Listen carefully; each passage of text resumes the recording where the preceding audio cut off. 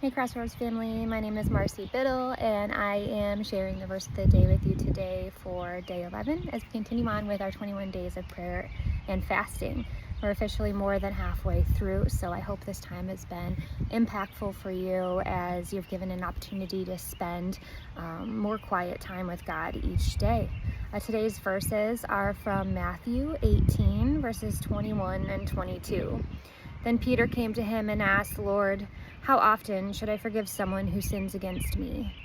7 times? No, not 7 times, Jesus replied, but 70 times 7.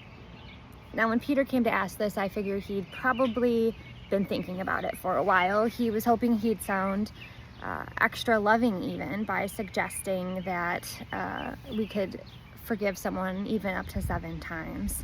At the time, many Jewish rabbis had taught that 3 times was an acceptable limit, and after that, they could deny forgiveness.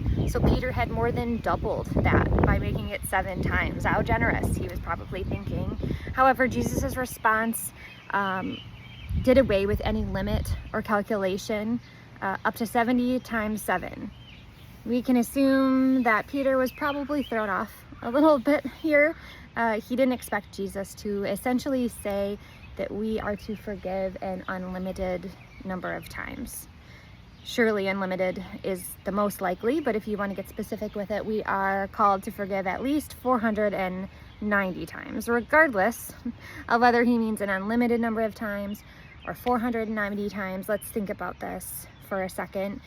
Jesus calls us to forgive someone who sins against us every single time. Have you ever had someone sin against you more than once? Maybe just 2 times, maybe dozens of times. I know I have. And we feel like we can just never forgive them. Or we feel like maybe they don't deserve our forgiveness, which sounds a lot like us trying to play God, doesn't it? Or we think we can't forgive them because they haven't apologized. I think maybe that's another common reason. Whatever it may be, we might be missing the point. Jesus calls us to forgive our enemies an unlimited number of times as he's forgiven us over and over again. And not only do we forgive because we have been forgiven, but we forgive because of what Jesus teaches that it does for us.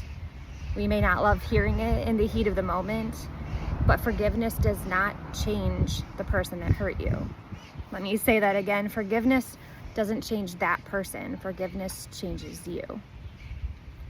Pastor Tim Timberlake said it this way, and it really resonated with me. He said, quote, "If I don't put into practice forgiveness for those that have hurt me and those that have impacted me in a negative way, then I hold myself hostage to a prison that God never intended for me to stay put in." Whew. I hope that those words mean something to you like they've meant something to me, and I hope that you and I are able to really put forgiveness into practice in our lives. Enjoy the rest of the 21 days of prayer and fasting. Bye, friends.